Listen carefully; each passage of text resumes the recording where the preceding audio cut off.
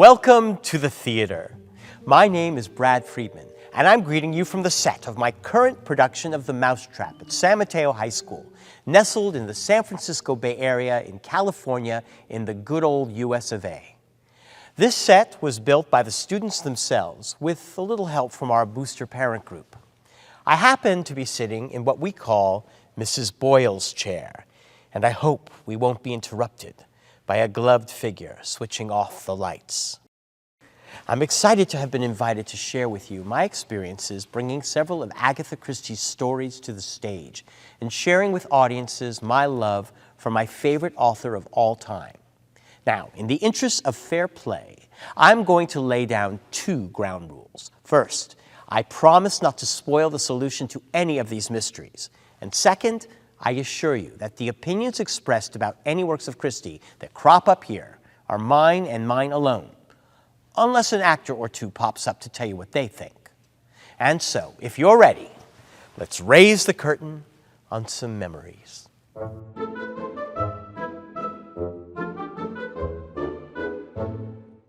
From an early age, I was an avid reader with a huge dramatic streak. I didn't fare so well in Little League, but I found my bliss when I started acting in plays at school and in the community. And then when I was 9 years old, something momentous happened. My favorite babysitter, a guy named Stephen Levy, loved to regale my brothers and me at bedtime with terrifying stories based on the books and movies he loved. One night, he started a saga about what happened to 10 strangers who were gathered together on a mysterious island, fighting for their lives as they died one by one. For someone as heavily steeped in the Hardy Boys and Encyclopedia Brown as I was, this story was right up my alley. At the end, Steve even challenged us to guess the identity of the killer. And I must tell you, I was happily, blessedly wrong. Cut to the following year, and I was browsing through the book carousel at our local pharmacy when I came across a paperback novel that turned out to be the tie-in to the 1965 version of And Then There Were None. You know, the one where the beautiful Dahlia Lavi played spinster Emily Brent. This was the very first Christie novel I owned, and judging from the many titles I found on that book carousel, it would not be the last. And so I spent the next 10 years catching up with the author herself, and I have spent the last 50 years rereading, studying, and most of all, enjoying her work. In 1985, I took my first trip to London, and I made a pilgrimage to the St. Martin's Theatre in order to see a play by Agatha Christie for the very first time. At this matinee of The Mousetrap, by the end of the first act, every member of the audience was buzzing over the murder they had just witnessed. Each man, woman, and child had a theory as to who the murderer might be. And just like me, when I first met Christie, they were all happily, blessedly wrong.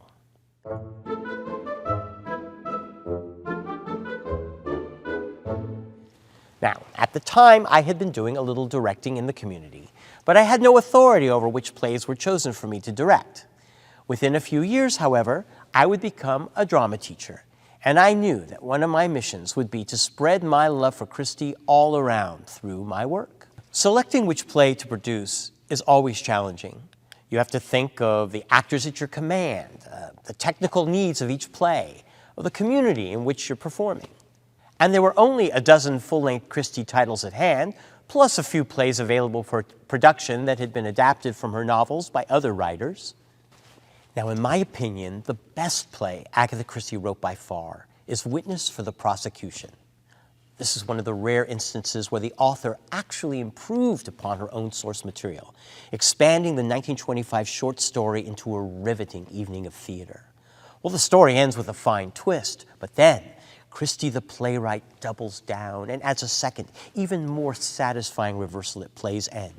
Plus, with its large cast and courtroom setting, it's a grandly theatrical experience. I think the recent production at London County Hall, which I had the great good fortune to see, proves my point. Of course, that large cast and courtroom setting can be a problem when you're a high school drama teacher seeking actors for your play and money for your set. Plus, in a cast with over 24 characters, only 2 significant roles were written for women, and any current American director of school or community theater will be happy to sit down and complain for hours about the constant lack of men at auditions. But more about that later. At any rate, I have yet to find the situation conducive to directing this play, but boy, a guy can dream. Christie's other classic play, and my other favorite, is her adaptation of And Then There Were None. This was, after all, my first Christie, and if you have ever visited my blog, Ah, Sweet Mystery, you know the high esteem in which I hold this novel. The play is remarkably faithful to the book up to a point, although Christie adds some comedy to the proceedings, possibly as a relief from the growing tension. But then, oh dear, she deviates from her brilliant plot and creates for the play the worst possible thing, a happy ending. I'm sure that in 1943 this seemed a wise thing to do, both to satisfy her audience's desire for a love story, and because the general consensus of the time was that stories should end on a moral high note. The 1945 film by René Clair utilized the same ending, and the result is highly entertaining, but without that original dark ending. Neither the play nor this film has the impact on me that the book had. What to do? What to do? We'll come back to And Then There Were None later.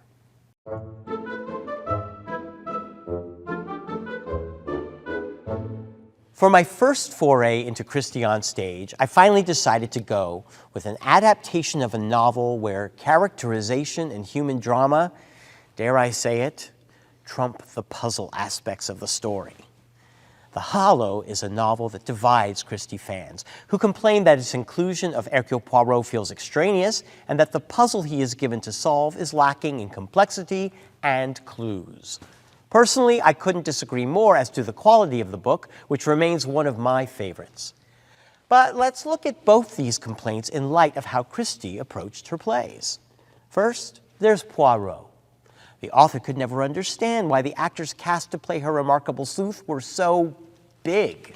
Charles Laughton in Alibi, Francis L. Sullivan in Black Coffee. Christie felt that the appearance of the beloved book character on stage distracted from the plot itself, and so she vowed to remove Poirot from any of the stories that she adapted. Now, since half of you out there believe Poirot has no place in The Hollow, you'll be happy to know that in the play he is nowhere to be found.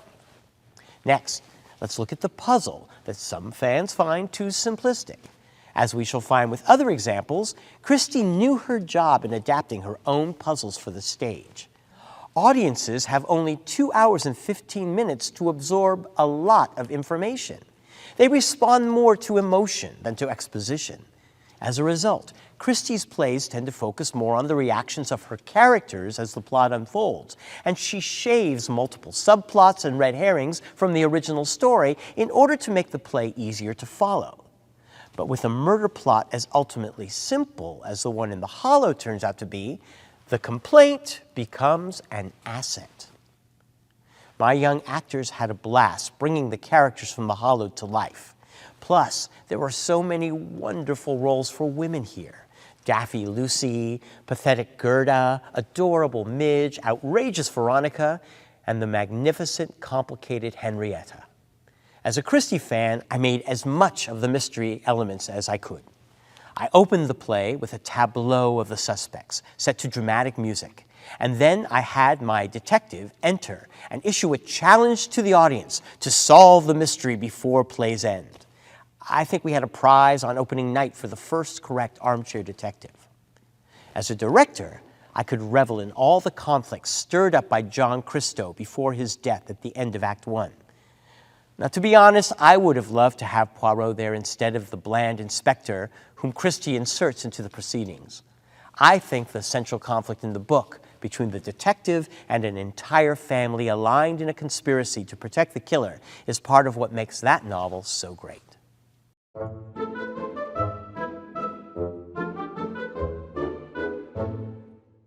Sadly, nearly a dozen years would pass before I produced another Agatha Christie play.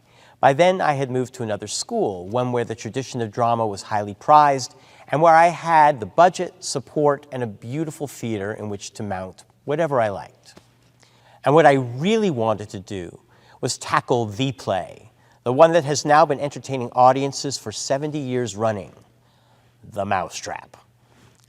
My first production of this play occurred 20 years ago, and it couldn't have been more different from this one. Our theater seats 1,540 souls, but I decided to create an intimate production, and I sat the audience on stage where they were practically in the laps of the unfortunate guests at Monkswell Manor. Once again, I played a little dirty with the beginning, staging in pantomime the murder of Mrs. Lyon in her doorway, rather than just letting the audience hear about it on the radio. My talented group of young actors devoured the high-stakes melodrama of these 8 characters, all of them with dark secrets to hide. Since The Mousetrap is that rare Christie tale that is almost devoid of clues, it was important to use the actors' portrayals to manipulate the audience into wondering about this or that person's guilt. Christie has a field day providing these moments, and we milk them to the hilt.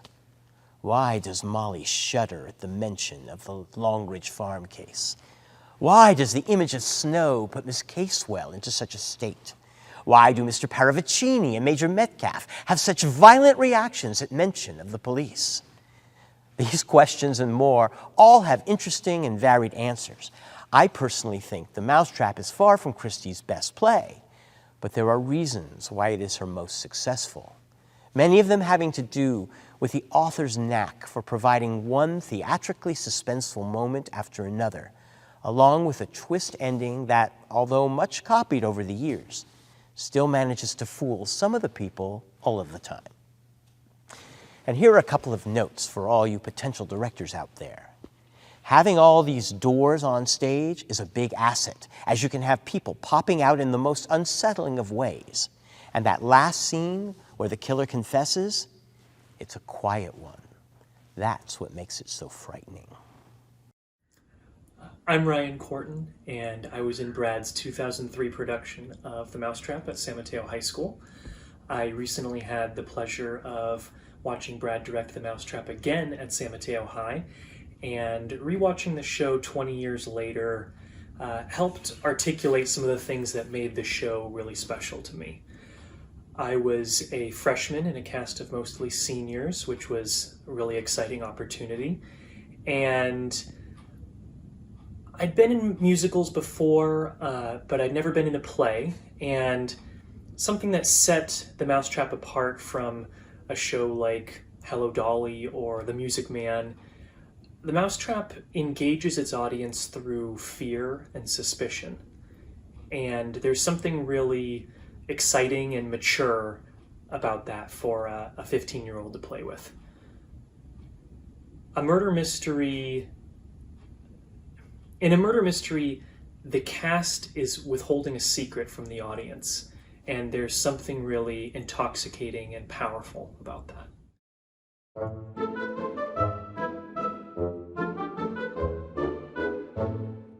A few years passed, and I started looking for my next Christie play.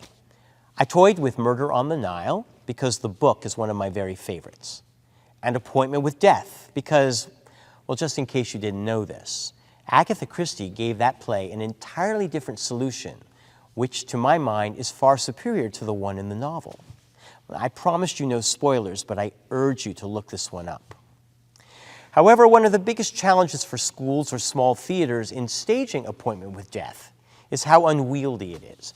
It requires 2 full sets, a lavish Middle Eastern hotel and an outdoor archaeological site, as well as a huge cast of characters. After much contemplation, I made up my mind. Although I was leery of tackling a Christie play that had not been written by the lady herself, I was eager for the chance of bringing to life one of her great detectives. Leslie Darbon is a television writer who also adapted 2 Christie novels. Cards on the Table happens to be a favorite book of mine, but Darbon's adaptation eliminated Poirot and contains 5, count them 5 sets. However, for her first adaptation, Darbon chose my favorite Miss Marple novel, A Murder is Announced, and had the good sense to leave that sleuth in place. Plus, the play has something that every high school director combs the drama catalogs for every single year: 7 terrific parts for women. 2 of your finest actors get to play the indelible roles of Miss Jane Marple and Miss Letitia Blacklock. 3 of your best character actresses are cast as Dora Bunner, Mitzi the Maid, and Mrs. Swettenham. And 2 of your sharpest ingenues can bring Julia Simmons and Philippa Hames to life. The challenge with adapting a favorite novel, however, is that the changes made to accommodate her rules of puzzle simplification and focus on character may chafe a little. Where are Hinchcliffe and Murgatroyd? Where are Colonel Easterbrook and his bleached blonde wife Laura? These are 4 of the most delightful red herrings in the book, and the tragic subplot of Hinch's attempts at amateur detection enrich the novel considerably. I certainly understand the necessity here, as the book's large cast might prove too cumbersome for the stage. But the challenge here, especially for fans of the book like me, is that the cuts Darbon made so clearly focus the crime onto Miss Blacklock's household that the layers of mystery we find in the novel are somewhat compromised in the play. Still, we had great fun bringing A Murder is Announced to life. Again, I staged an intimate production in a smaller space on campus, and it was as if the audience members themselves had been invited to attend an impromptu gathering at Little Paddocks.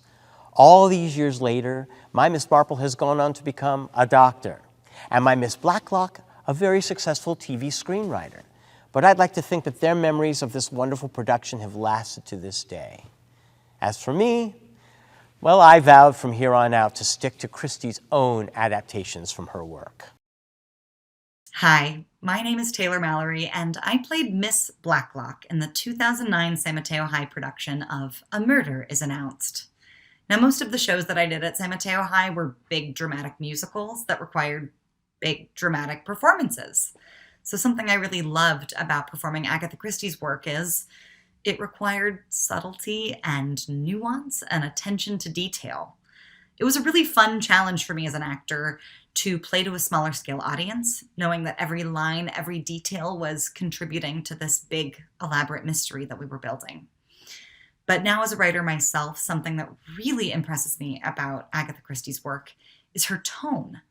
She imbues this dark, suspenseful murder mystery genre with such warmth and wit and charm.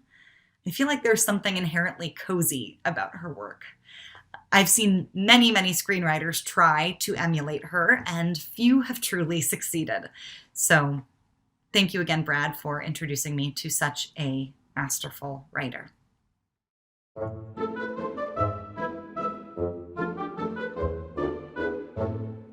A few years passed and I kept stalling. There was one play I was dying to do, my #1 Christie, and arguably the most successful mystery novel of all time. But that happy ending that Christie had imposed upon And Then There Were None stopped me cold. It may have worked in its time, and we all know that virtually every English-speaking adaptation has adopted this finale. But the extraordinary premise that all of these 10 characters are themselves murderers who have escaped justice and have been to varying degrees warped by this experience is sorely compromised when out of the blue we learn that 2 of these characters, the 2 who are immediately attracted to each other, are in fact innocent imposters. Not only do they survive, but Christie's play ends with a marriage proposal. I was complaining about this in the wonderful Golden Age of Detection group on Facebook when a fellow group member reached out to me privately and told me that he had directed the play in New York and that he had inserted an ending that more closely resembled the downbeat original than Christie's adaptation had done. He offered to send me the final pages of his script, and that is how I committed my first crime. I cannot stress enough how publishing houses expect us to produce the plays as written, but I was stuck between putting off my own production of the play indefinitely and producing it the way I wanted. The changes to the script are actually quite small. In the original play, 2 characters appear to have been shot to death, and both of them turn out to have been faking. In the rewrite, the second victim was actually shot, and the final island guest faces down the murderer alone. What's more, she does not survive. My cast loved the downbeat ending and threw themselves into this play with gusto. My biggest challenge was that I simply did not have enough young men to cast the male roles, and so the butler became a housekeeper. The cook was her sister, and in a move that might stir up controversy with those who like to maintain historical accuracy, the judge was played by a woman, and she played it to the hilt. Since it's my favorite, And Then There Were None felt too epic to do as an intimate play, so I used the full stage in which to place the living room on Soldier Island, and I tapped heavily into the horror of the situation without resorting to the goriness of some later film adaptations. One of my favorite moments was the sequence leading up to Emily Brent's death. A storm is raging outside, and we set up real rain to lash against the upstage windows. Emily starts out alone on stage, feeling unsettled for the first time since she arrived. As a bolt of lightning strikes, she turns to the window and sees the ghost of her long-dead housemaid, whom she had cast out and driven to suicide, staring at her in the rain. On opening night, a young woman in the audience let out the loudest scream when that ghost appeared. As we rehearsed the scene leading to Miss Brent's death, we worked hard to make sure that every character passed by her chair at least once, so that when they call her name and she falls with a syringe sticking out of her neck, okay, maybe I added a little gore, nobody can be sure who stabbed her in full view of the audience. Oh, and when Emily slumped over, that same audience member screamed again. I could have kissed her. If you recall your reading, the murderer in And Then There Were None is ultimately revealed in an epilogue through a message in a bottle. Now, that's not something that can be effectively staged, but I must say Christie's alternative works extremely well. With 9 of the 10 characters seemingly dead, the final little soldier is left alone on stage, half mad with fear, wondering if she will actually survive till the boat arrives. And then we hear the low laughter. It's in the stage directions. A door slowly opens and the murderer walks in. Every night, the audience would gasp in shocked delight at the reveal of whodunit. I can think of no better tribute to Agatha Christie's skill as a dramatist than moments like these, where she manages to surprise her audiences over and over again.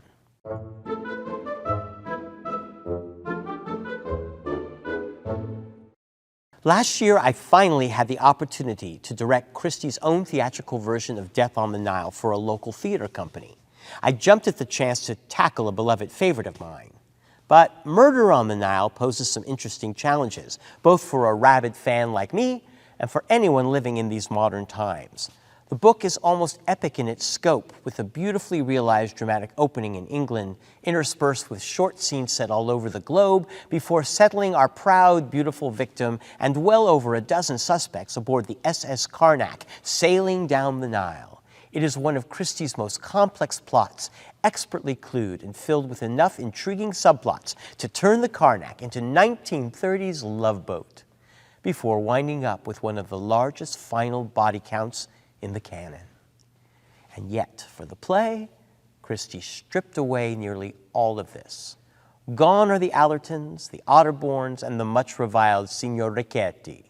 Gone are the missing pearls, which accounts for the potential motive of half the novel suspects.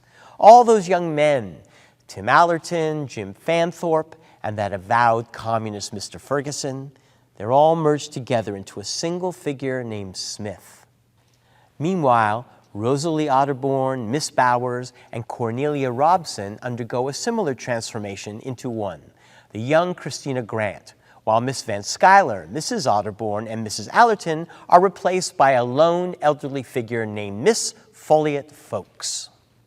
To make matters more difficult, none of these characters has a motive to kill Lynette Doyle, here name changed for some reason to Kay Mostyn.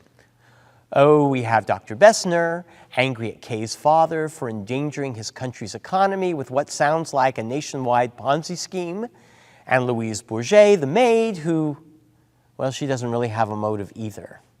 There is one intriguing possibility that Christie invents for the play, and it has to do with the detective. Now, I'd like to relate the history of this to you, which I learned from Curtain Up, Julius Green's wonderful book about Christie's life in the theater. The actor Francis L. Sullivan, who had played Hercule Poirot in Christie's first play, Black Coffee, was also a friend of the author's. He approached her, quite eager to play Poirot on stage once more, and he hoped Christie would dramatize Death on the Nile for just that purpose. As I've told you, Christie was by now adamant that nobody should play Poirot on stage again, and so she sat down with Sullivan to determine who exactly the play's sleuth should be. Julius Green describes Christie telling her husband Max about her meeting with Sullivan and how she worked toward, in her own words, leading him gently to the idea of Death on the Nile without Poirot. I suggested instead a retired barrister, a solicitor, a diplomat, a clergyman, canon, or bishop. And suddenly he bit, his eyes half closed. Oh yes, purple silk front and a large cross. He saw it, you see. Not the speaking part, the appearance.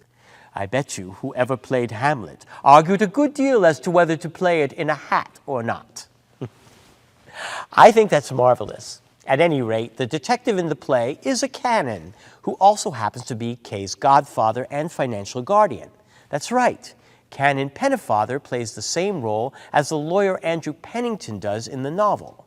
Sullivan loved this because it meant he not only got to do the sleuthing, he also got to be a suspect himself. I have to say, however, that while it was fun to get to play with the possibility that our detective is actually the killer, most of the other mystery elements from the novel are gone, and they can't be put back. I tried to solve this by having each of the characters act as if they did have a motive. I added one line from the novel, a line for Mr. Smith. I gave him Mr. Ferguson's rant about Kay deserving to be killed as a warning to the rich. Then I had Canon Pennefather call attention to that line in a confrontation late in the play with Smith, who was played by an actor who loved playing up the character's dark quirkiness. It wasn't much to pin around the central murder plot, which was essentially intact. I can only say that it succeeded based on my sitting in the audience during the second intermission and listening to people plump on either Smith or the canon as the killer. After 3 major film adaptations, consider me shocked when the audience gasped as the true killers were unmasked.